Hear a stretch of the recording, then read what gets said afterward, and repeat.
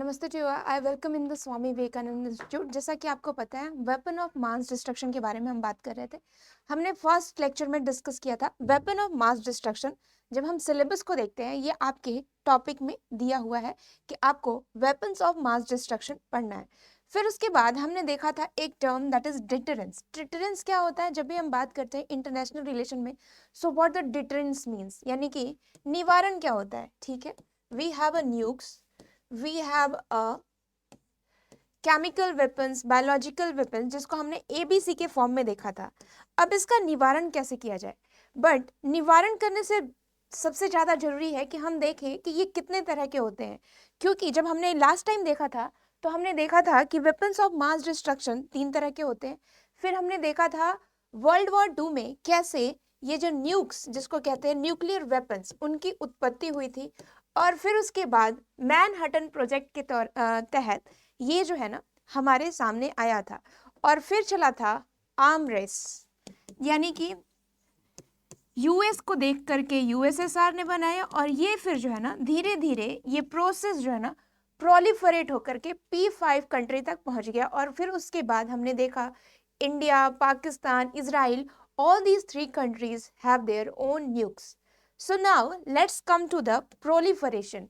जब हम प्रोलिफरेशन की बात करते हैं, प्रसार की बात करते हैं, तो ये जो प्रोलिफरेशन होता है वो 2 तरीके से होता है, 2 विधि होती है। एक तो आपका वर्टिकल प्रोलिफरेशन, यानी कि ऊर्ध्वाधर प्रसार, यानी कि जो कंट्री है अगर उसके पास न्यूक्लियर वेपन्स है तो अब वो वॉरहेड को क्या कर रही है, they are now increasing, that is called vertical proliferation. When we talk about horizontal proliferation means कि अब नई कंट्री क्या कर रही है, उनके पास जो है ना एक वेपन्स आ रही है, यानी कि अगर पहले इजराइल के पास था तो अब जो है ना चाइना के पास, फिर उसके बाद इंडिया के पास।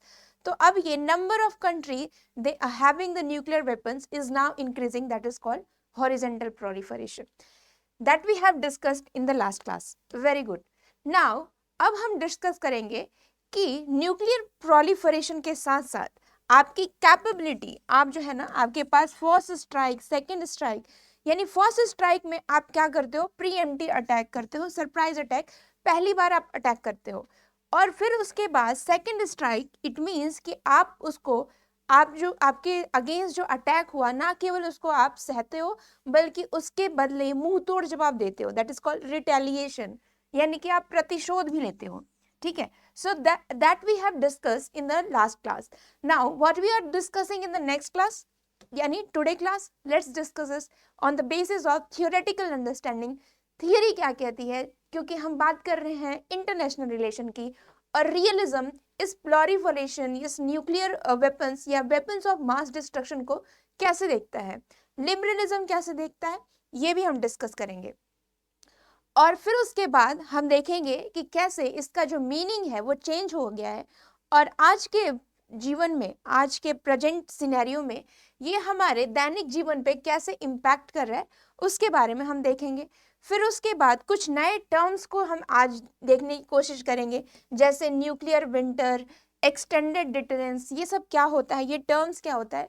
फिर उसके बाद हम न्यूक्लियर डिटरेंस के बारे में देखेंगे, न्यूक्लियर डिटरेंस, एक्सटेंडेड डिटरेंस क्या होता है। तो ये जो है हमारी आज की मोटिव है, आज की क्लास की ये मोटिव है कि हम इन सब टॉपिक को कवर करें। Now let's start with the theoretical understanding कि जब भी हम न्यूक्लियर वेपन्स की बात करते हैं तो थियरी क्या कहता है। देखिए, हमने इंटरनेशनल रिलेशन में मेन थियरी के बारे में पढ़ा था, यानी कि वैसे थियरी जो खुद को रैशनल थियरी कहते हैं, और उसमें हमने रियलिज्म, यथार्थवादी को पढ़ा था, लिबरलिज्म, उदारवादी को पढ़ा था। तो उन्होंने न्यूक्लियर्स कैप्चरिंग को क्या कहा, उन्होंने कहा, रियलिज्म ने कहा म्यूचुअल एसो डिस्ट्रक्शन।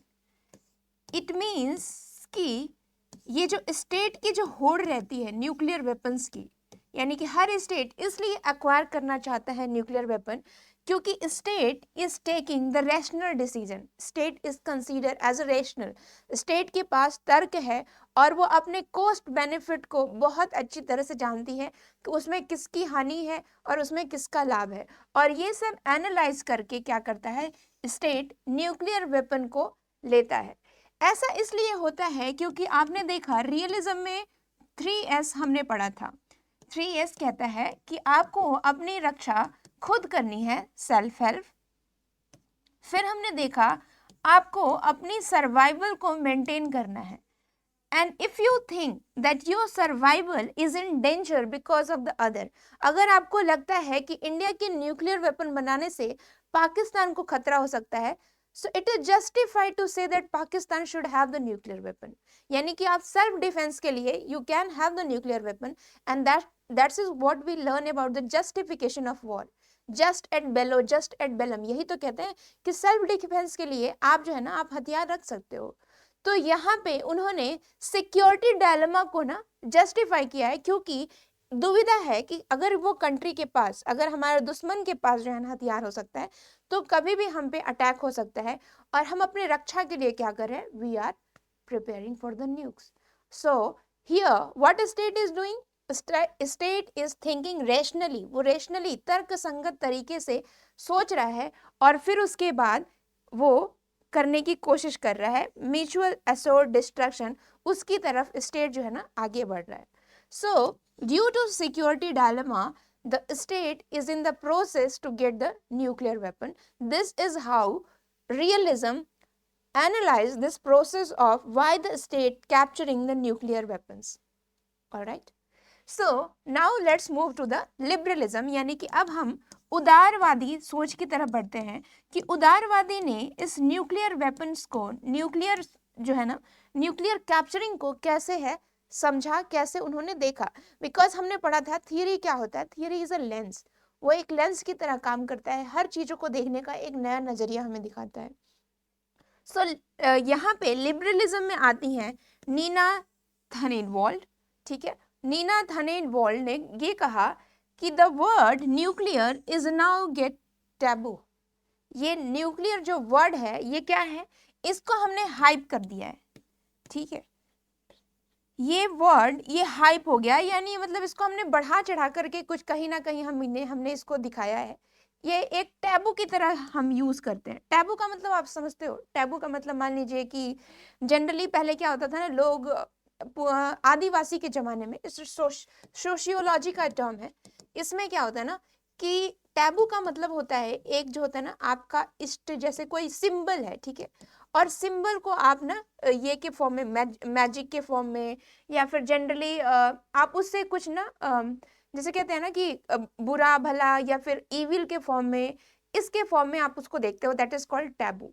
टैबू का मतलब होता है कि आपकी संस्कृति से रिलेटेड कोई चिन्ह है, ठीक है, जैसे मान लीजिए कि आपके इष्ट देव हैं या फिर कोई भी आदिवासी से रिलेटेड टर्म है जो कि टैबू के फॉर्म में, जैसे आप देखते हो कि गांव में क्या होता है, गांव में पीपल के नीचे एक मूर्ति रखी रहती है और फिर वहां पे पूजा होता है, तो ये एक चिन्ह होता है सबका, इस हर ट्राइब्स का एक चिन्ह होता है, और उस चिन्ह को वो क्या करते हैं एज ए मैजिक के फॉर्म में, एज ए ईविल के फॉर्म में वो क्या करते हैं, बाहर रखते हैं, और वो चिन्ह के रूप में उसकी जो है ना पूजा या फिर आराधना करते हैं। कुछ इस तरीके से टैबू का मतलब समझाया जाता है सोशियोलॉजी में। आप इसको डेप्थ में ही पढ़ सकते हैं, बट टैबू मीन्स कि आप जो है ना उसके प्रति कुछ बढ़ा चढ़ाकर या फिर कुछ अलग तरीके से देखना। तो यहाँ पे नीना थानेनवॉल्ड ने, ये बहुत इंपॉर्टेंट थिंकर है, जब भी हम लिबरलिज्म की बात करते हैं तो नीना थानेनवॉल्ड का नाम जो होता है ना बार बार आते हैं। थानेनवॉल्ड ने कहा कि the word nuclear is now consider as nuclear taboo. ठीक है, उन्होंने ये बुक लिखा द न्यूक्लियर टैबू। उन्होंने कहा कि आप जो है ना न्यूक्लियर वेपन्स को यूज कर सकते हैं मोरल और नॉर्मेटिव ग्राउंड्स पे। ये nuclear weapons can be used in the form of नैतिकता, और फिर आप युद्ध को रोकने के लिए भी यूज कर सकते हैं। इज इट सो इसको हम डिबेट के फॉर्म में देखते हैं। कुछ लोग का मानना ये है कि न्यूक्लियर वेपन्स के आने से क्या होगा, युद्ध जो है ना रुक गया है। पहले क्या होता था, पहले युद्ध होता था, ठीक है, मान लीजिए कि आपके पास जो है ना, अगर मान लीजिए कि मुझे आपसे कुछ चाहिए और मेरी दुश्मनी मान लीजिए कि है, तो हम क्या करते थे, हम लोग डायरेक्ट जाते थे, वॉर करके आते थे। ठीक है, अभी क्या है, due to the nuclear weapon there is a less chance to getting in war between the India and Pakistan, क्योंकि दोनों को ये खतरा रहता है कि दोनों के पास न्यूक्लियर वेपन है, अगर कुछ ज्यादा हो सकता है तो हो सकता है न्यूक्लियर अटैक हो जाए, दैट्स व्हाई। और इसी को कहते हैं डिटरेंस, यानी कि आप जो है ना डर के मारे, निवारण की वजह से आप वॉर पे नहीं जाते हो, so that is called deterrence. ठीक है, तो यहाँ पे क्या हो रहा है, यहाँ पे कुछ लोगों का मानना ये है कि due to the nuclear weapons now, पहले जो कंट्री ज्यादा वॉर होते थे, अब क्या हो गया है, वॉर के चांसेस जो है ना डिक्रीज हो गए हैं because of the nuclear weapon. ठीक है, सब कुछ लॉजिकली देखा जा रहा है। बट डू यू थिंक ये जो वॉर है, वॉर ना होना, क्या ये शांति है? ये जो आप शांति का मुझे मतलब आप समझा रहे हो ना, that is a negative peace. इसको क्या कहते हैं? नकारात्मक शांति। क्या डर के मारे आप शांत रह सकते हो ज्यादा देर तक? नहीं। उन्होंने कहा कि ठीक है, आपने हमें समझाया कि न्यूक्लियर वेपन से अब वॉर नहीं हो रहे हैं, कंट्री जो है ना सोच समझ के क्या कर रही है, वॉर में जा रही है। बट डू यू थिंक कि इससे जो है ना वॉर बंद हो गया है? Of course not. तो उन्होंने कहा कि whatever you are telling about the nuclear weapon, और न्यूक्लियर वेपन से कंट्री जो है ना वॉर में नहीं जा रही है, that means it is a still a negative peace. Peace तो है, बट ये जो पीस है ना आप जबरदस्ती ला रहे हो, ये अपने आप नहीं आ रहा है। और जब ये अपने आप आता है तो उसको हम कहते हैं पॉजिटिव पीस, यानी कि सकारात्मक शांति। ठीक है, तो यहाँ पे हमें पॉजिटिव पीस की बात करनी है। So it is your myth, ये आपका जो है ना मिथ है कि न्यूक्लियर वेपन आने से है जो वॉर खत्म हो गया है। और ये लिबरलिज्म का जो है ना क्रिटिक माना जाता है कि इट्स योर फॉल्स बिलीव कि न्यूक्लियर वेपन्स के आने से आज जो है ना कंट्री जो है ना युद्ध में नहीं जा रही है। अब जो युद्ध का तरीका है वो अलग हो गया है। ठीक है, बट इस पे बहुत सारे डिबेट हैं, बहुत सारे डिबेट हैं। थिंक अबाउट अ कंट्री जिनके पास न्यूक्लियर वेपन नहीं है, और उन कंट्री का आप सोचिए जिनके पास न्यूक्लियर वेपन है। आप आराम से उनको धमकी दे सकते हो कि listen, I have that, and if you will do something anything else I will attack you. ठीक है, जैसे मान लीजिए Russia Ukraine war, Ukraine has what, Ukraine is a haves not in terms of the nuclear weapon. ठीक है, और इसी वजह से ना हमेशा ये खतरा बनता है कि रसिया कभी भी क्या कर सकता है, न्यूक्स का लॉन्च कर सकता है। तो ये जो खतरा बना रहता है, तो इसी के वजह से यहाँ पे ना चांसेस बढ़ जाते हैं कि there is a frequent war, यानी कि वॉर में वो जल्दी से जल्दी जो कंट्री होता है ना उनको, जिनके पास न्यूक्स होता है, उनके धमकाने के चांसेस बढ़ जाते हैं। तो ये आप किस तरह की, इसका मतलब कि अगर आपको वो युद्ध को रोकना है तो हर कंट्री के पास एक एक न्यूक्स होना चाहिए। Do you think is it right way? यानी कि आप युद्ध को कैसे कम करोगे? आप यहाँ पे सजेशन दे रहे हो कि न्यूक्लियर के होने की वजह से अभी हम इसको नॉर्मेटिव ग्राउंड की तरह यूज कर रहे हैं। But think about the present scenario, that is Russia Ukraine war. Russia has a nuclear weapon that is called haves not, and the Ukraine has doesn't. ठीक है, उनको हम कहेंगे हैव्स नॉट। तो अभी आपको जो जो स्ट्रॉन्ग पावर है, they have more chances to frequently attack the weaker country और द फेल्ड कंट्री, और द वीकर कंट्री, और आप कह सकते हो कि जो छोटे छोटे कंट्री है उन पे अटैक करने का ना चांसेस बढ़ जाते हैं, और वो किसी को भी सब्जुगेट कर सकते हैं, किसी को भी दबा सकते हैं। तो do you think it's a peace? It doesn't. ठीक है, अगर आप पीस लाना चाहते हो, अगर आप ये कह रहे हो कि चलो यूक्रेन के पास भी न्यूक्लियर वेपन होता है, अगर इसी तरह से हर कंट्री एक एक न्यूक्लियर वेपन लेके आए, और आपको लग रहा है कि अब जो है ना अब शांति होगा, do you think it's a right way of considering शांति और peace? No, it is not. Peace का मतलब क्या होता है कि आपको जो है ना, आप जबरदस्ती आप पे थोपा नहीं जा रहा है, you are embracing the peace within, अपने अंदर से आ रहा है, वो बाहर से थोपा नहीं जा रहा है, that is peace. It means आप जो है ना पीस का मतलब जो है वो निगेटिव वे में समझा रहे हो। तो यहाँ पे जो है ना इनके जो पीस का मतलब को यहाँ पे नकार दिया जा रहा है। दूसरी बात जो हमें ये समझनी होगी कि जब हम न्यूक्लियर वेपन्स की बात करते हैं, और जब हम कहते हैं कि न्यूक्लियर वेपन से क्या हो रहा है, कंट्री जो है ना आज के ज़माने में युद्ध नहीं कर रही है, they are now thinking, they are, अब वो कोस्ट और बेनिफिट को एनालाइज करके युद्ध में जा रही है। सो यहाँ पे जो है ना न्यूक्लियर वेपन्स को क्या किया जा रहा है, नॉर्मलाइज किया जा रहा है। ठीक है, यानी कि न्यूक्लियर वेपन्स हर स्टेट को रखना चाहिए। ठीक है, जिससे क्या हो सके, वो जो है ना वो ज़्यादा से ज़्यादा बार्गेनिंग कर सके। ये what are you doing, you are normalizing the weapons. और वेपन से कभी भी हथियार के बल पे जो शांति आप लाते हो, दैट इज नॉट अ शांति, और वो जो शांति है वो ज़्यादा देर तक नहीं रहती है। दूसरी जो क्लेम है वो ये कहा गया कि भाई न्यूक्लियर वेपन से क्या होता है ना, जो वीक स्टेट हैं उनको बार्गेनिंग की कैपेसिटी बढ़ जाती है। सही बात भी है।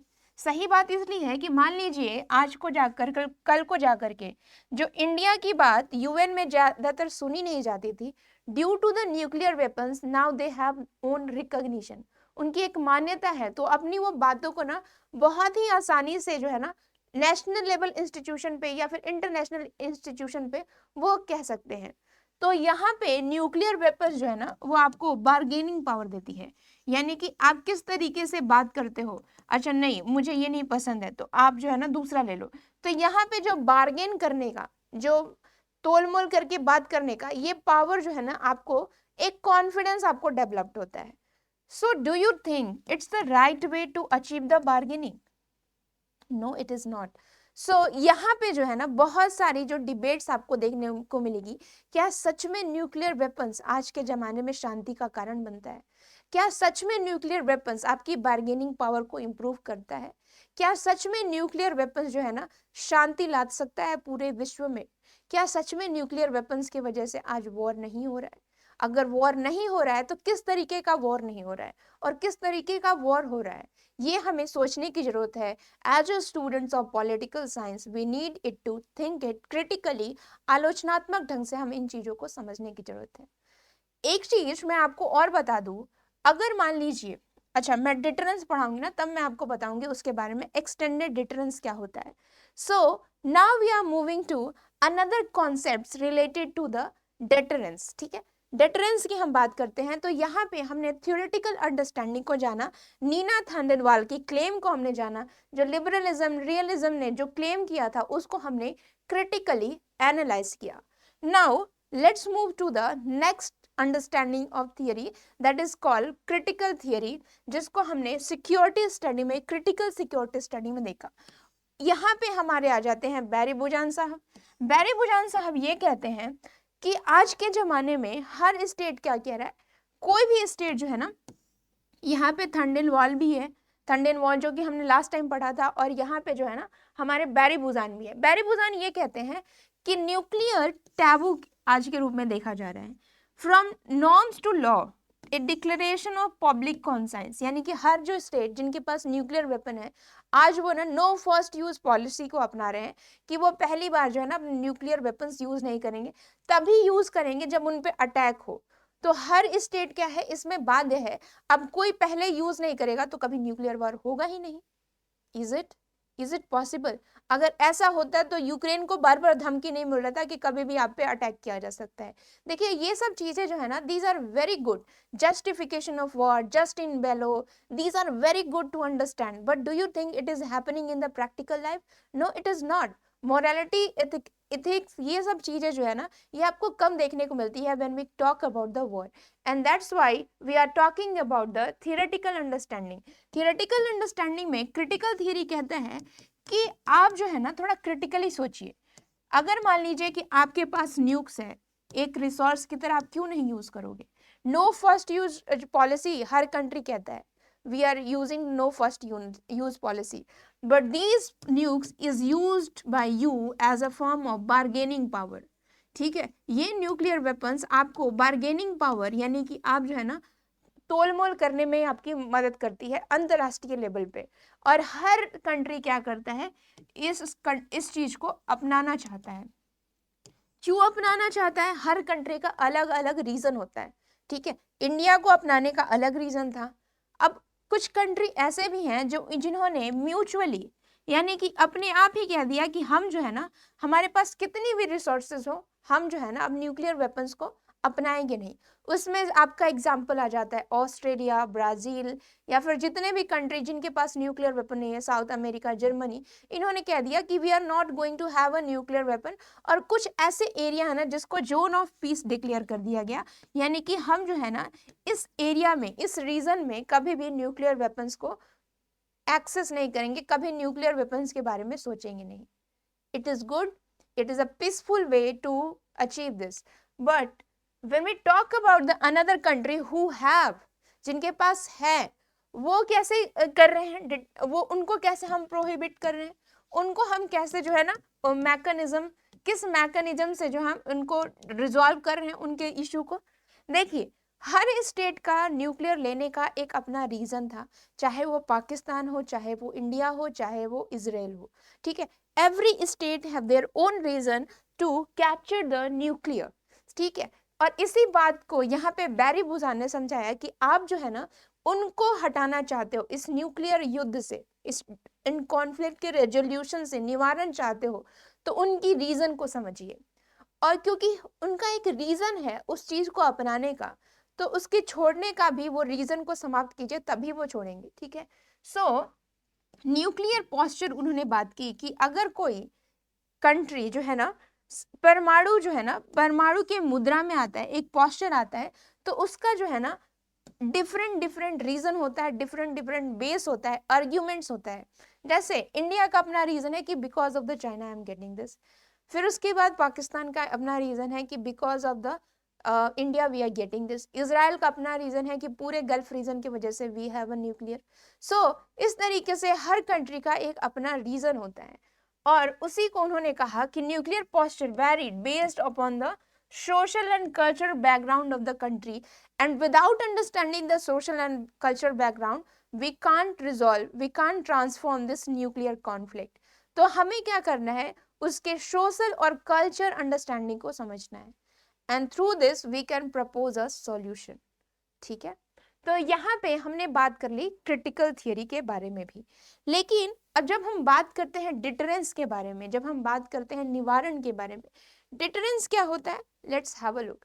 देखिए, बट उससे पहले हमें समझना होगा इफेक्ट, क्यों हमें जो है ना इसकी निवारण की जरूरत है, क्यों, क्योंकि इसकी जो इफेक्ट है, इसका जो प्रभाव है वो जो है बहुत ही हानिकारक है, और इसका जो है हानि वो सिर्फ एक कंट्री पे नहीं पड़ता, इसका जो प्रभाव है वो पूरे ग्लोबल लेवल पे इसका इम्पैक्ट देखने को मिलता है। सो जब ये ग्लोबल को इम्पैक्ट कर रही है, तो ऑफ कोर्स कि ग्लोबल बॉडीज जो होती है ना, इसमें आ करके वो क्या करती है, निवारण करने की कोशिश करती है।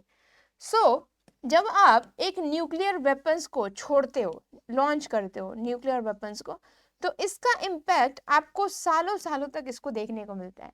पहली बार तो वहां पे जहां पे आपने क्या किया, न्यूक छोड़ा, तो उसका एक ब्लास्ट इफेक्ट साउंड के फॉर्म में, या फिर जो होता है डस्ट के फॉर्म में, सस्पेंडेड पार्टिकल्स के फॉर्म में, वो जो पॉल्यूशन है ना वो फैले रहता है।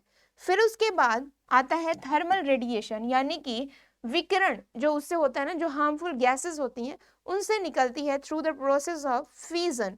फ्यूजन के बाद फिजन, और उसके बाद जो होती है ना ये पार्टिकल्स क्या होते हैं, सस्पेंडेड हो जाते हैं पूरे एयर में। फिर उसके बाद जो न्यूक्लियर वेपन्स होते हैं, सॉरी न्यूक्लियर रेडिएशन होते हैं, ये सालों सालों तक उसके प्रभाव जो है ना वो लोगों तक पड़ते रहते हैं। तो इससे हमें ये पता चलता है कि एक बार अगर it's not a gun, gun नहीं है कि आपने गोली चलाया बात खत्म, रात रात में जो है ना everything will be shorted. It's a far dangerous, और इसका जो इम्पैक्ट है वो पूरे मानव समाज पे ना इक्वली पड़ता है, and that's why we need to resolve this thing. कैसे करेंगे, तो अभी आप देखो कि due to this nuclear weapons we are now entering into a phase जहां पे ना तो सिविलियन में अंतर है ना तो मिलिट्री में अंतर है। पहले क्या होता था, पहले जब युद्ध होता था तो मिलिट्री जाकर के बात करते थे, या फिर वहां के किंग जाते थे, civilian in now their own country. But now when the nuclear weapons has been launched, civilians are the most targeted one, और यहाँ पे जो नागरिक है उनकी जो है ना जान की बहुत खतरा हो जाती है। तो यहाँ पे जो है ना, जब आप कहते हो ना मोरालिटी, इथिक्स, ये सब जो चीजें होती हैं वो शून्य हो जाती है, जीरो, ठीक है। यहाँ पे क्या हो जाती है, whether you have to win और लूज। जैसे उदाहरण के रूप में आप खुद देखो, जापान, जापान में जब न्यूक्लियर वेपन लॉन्च किया गया था 1945 में, ठीक है, फैट बॉय लिटिल बॉय करके जो भी था, उसके बाद जो लोगों का जो है ना विनाश आप देखोगे, बहुत सारे लोगों को सालों सालों तक जो बच्चे थे ना, they are suffering due to this, due to the radiation, due to the बहुत सारी चीजों से जो है ना बच्चे जो होते थे ना वो डिसेबल पैदा होते थे। सो इसका परिणाम आने वाले जनरेशन को भी देखने को मिलता है। अब हम क्या कर रहे हैं, अब हम ऐसे फेज में आ गए हैं न्यूक्लियर वेपन्स के थ्रू जहां पे इनह्यूमैनिटी, जहां पे जो है ना आप देखोगे कि मानवीयता का कोई नामो निशान नहीं है। There is a no legitimate warfare. पहले हम क्या कहते थे, पहले हमें लगता था कि इट इज द स्टेट, जैसे मैक्स वेबर की डेफिनेशन में स्टेट क्या है, state means one has the legitimate power to wage a violence, यानी कि आपको लेजिटिमेट वायलेंस करने का अधिकार है, that is Max Weber saying. But this nuclear weapon, do you think it is always with the state? और state अपनी जो है ना, स्टेट कैसा है, स्टेट जो है ना अपनी इच्छाओं अपनी इंटरेस्ट को सिर्फ ध्यान में रखता है, दूसरे क्या करे, दूसरे की कैसी हालत हो रही है, दैट डजंट केयर। सो यहाँ पे जो है ना, यहाँ पे हमें समझना होगा कि ये जो लेजिटिमेसी है वो जो है ना दूसरों के लिए इरिस्पॉन्सिबल हो सकती है। और ये जो है ना, ये हमेशा न्यूक्लियर वेपन्स, आपको नहीं लगता है कि नॉन स्टेट एक्टर भी क्या करते हैं, terrorist group, they are also trying to achieve this. So it is a false belief कि state has always control of the nuclear weapon. So many times what happened कि when a nuclear weapons has been launched or a weapons has been launched, तो वो क्या होता है, पूरी तरीके से वो जो होता है ना ब्लास्ट नहीं हो पाता है, तो उसको क्या किया जाता है, रीयूज करके आप जो है ना इनरिच करके फिर से एक नया न्यूक्लियर वेपन्स तैयार कर सकते हो। और इसका खतरा अगर ये जो है ना, अगर ऐसा हो, अगर मान लीजिए कि किसी नॉन स्टेट एक्टर के हाथ में पड़ जाए जो कि इरेस्पॉन्सिबल है, जिनको जवाबदेही से कोई लेना देना नहीं है, तो आप सोच सकते हो कि मानव जीवन का क्या हो सकता है। And that's why it's a bigger concern of the every international organization कि ऐसा करने से हम रोक सकते हैं जब हम इसका निवारण जो है ना वो लार्ज स्केल पे करें, यानी कि कोई स्टेट जो है ना इसे रखे ही ना, और जिससे कभी भी मानवीयता पे खतरा नहीं आएगा। सो दैट्स व्हाई द निवारण, the resolution is very important. आप इसका उदाहरण आप आसानी से समझ सकते हो जब हुआ डिवास्टेशन ऑफ हिरोशिमा, जिसमें 6 अगस्त 1945 में हिरोशिमा पर यूएस ने लॉन्च किया पहला एटम बॉम्ब, जिसको लिटिल बॉय की संज्ञा दी गई। यहाँ पे आप देखोगे कि इसका जो त्रासदी था वहां के लोगों को अभी भी याद रहेगा। और दूसरा जो था ना, उसके जस्ट 6 दिन बाद आया फैट मैन, जो कि 12 अगस्त 1945 में आया। ठीक है, तो इस तरह से हम जो है ना एक अमानवीय जो है ना समाज में इंटर कर चुके हैं, जहां पे जस्टिफिकेशन ऑफ वॉर का कोई नामो निशान नहीं है। जहां पे जब हम इथिक्स की बात करते हैं, मोरालिटी की बात करते हैं, ये आज के ज़माने में, न्यू वॉर के ज़माने में, there is a less chance to justify this kind of activity on the basis of morality. क्या आप इसको आप मोरालिटी के बेसिस पे जज कर सकते हो? No we can't, because it is the civilians who are suffering more, but there is a no mistake of the civilian. So that's why we need to consider this as the most important, most urgent problems. और फिर उसके बाद कुछ responsible country ने, Germany, Japan ने खुद को क्या किया, कहा कि हम इस एज में नहीं जा रहे हैं, we are not going to capture, we are not going to have the nuclear weapons even if we have a capacity. ठीक है, और फिर उसके बाद हम इंटर कर जाते हैं न्यूक्लियर एज में, यानी आज का जो जमाना है, आज का जो युग है, this is not a age of the missile, this is age of a nukes, जहाँ पे हर कोई ये धमकी देता है कि अगर मुझसे भिड़ने की कोशिश करोगे, I will launch a nukes. So आपने देखा होगा कि हर जो बड़े स्टेट होते हैं, they always give this kind of claim कि we are going to launch a nukes. हो सकता है जो ना आप लॉन्च कर सकते हो, या फिर यूएस, अमेरिका, इंडिया, पाकिस्तान, अगर युद्ध होता है तो क्या न्यूक्लियर वेपन छोड़ा जाएगा। इस तरह के जो चीज़ें हैं ना, वो हमेशा जो है ना मानवीयता को दहला देती है कि अगर फिर से एक बार जो जापान वाला हिरोशिमा नागासाकी वाला कंडीशन होगा, तो think about the world, what kind of world we are living in, जहाँ पे आपकी खतरा जो है ना हर टाइम सुई की तरह जो है ना चलते रहती है। और उसी को हमने इंडिकेट किया किस चीज़ से, उसको हमने इंडिकेट किया डूम्सडे की तरफ से। यानी कि आज का जो युग है वो डूम्सडे क्लॉक है, यानी कि हम उस फेज में हैं जहाँ पे हमारी विनाश जो है ना किसी भी क्षण एकदम, कहते हैं ना, करीब आ गए हैं खात्मे की तरफ, उस क्षण पे हैं। डूम्सडे क्लॉक क्या है? ये जो है ना ग्लोबल कैटास्ट्रॉफ को रिप्रेजेंट करता है, यानी कि आज आपकी पृथ्वी जो है ना वो तुरंत ही क्या है, वो तुरंत अब खात्मे की तरफ बढ़ रही है। So we are now moving to the doomsday. ये डूम्सडे क्लॉक क्या होता है? ये एक सिंबॉलिक क्लॉक होता है, जहाँ पे आधी रात के बाद हो सकता है ना कि आपकी पृथ्वी खत्म हो सकती है, वर्ल्ड जो है ना अब खात्मे की तरफ, अब जो है अंत की तरफ बढ़ रहा है। और उसके बाद आप देखोगे एक टर्म्स आता है जिसको कहते हैं न्यूक्लियर विंटर। न्यूक्लियर विंटर क्या होता है, यानी कि आणविक जो होता है ना सर्दी, ठीक है। अब इसमें क्या होता है, सर्दी इट मीन्स नहीं कि आप जो है ना जनवरी फरवरी के विंटर में आप जा रहे हो। ये सर्दी इसलिए होता है क्योंकि यहाँ पे डस्ट की वजह से, न्यूक्लियर डस्ट की वजह से सूर्य की जो किरणें हैं वो पृथ्वी पे नहीं पहुंचती है, और जो डस्ट सस्पेंडेड पार्टिकल होते हैं that will completely remain in the atmosphere, और जिससे आपको लगता है कि सर्दी है, it because of the suspended particle of the nukes. So you can imagine the situation जहाँ पे लोगों को सांस लेने के लिए भी क्या कर रहा है, they need the oxygen mask. और you can read this more on the salon.com, जिस पे आपको ना पता चलेगा कि कैसे न्यूक्लियर विंटर के वजह से, न्यूक्लियर टेस्ट के वजह से आप जो है ना there is the humanity is in danger. So the atmosphere, इसमें क्या होता है, covered with the dust, radioactive darkness trigger the climate change. और इससे क्या हो रहा है, आपकी जो क्लाइमेट है, आपकी जो जलवायु है वो धीरे धीरे परिवर्तन की तरफ, आइस मेल्टिंग, ग्लोबल वार्मिंग, ये सब जो चीजें है ना आप रिपीटेडली सुनने को मिल रहा है।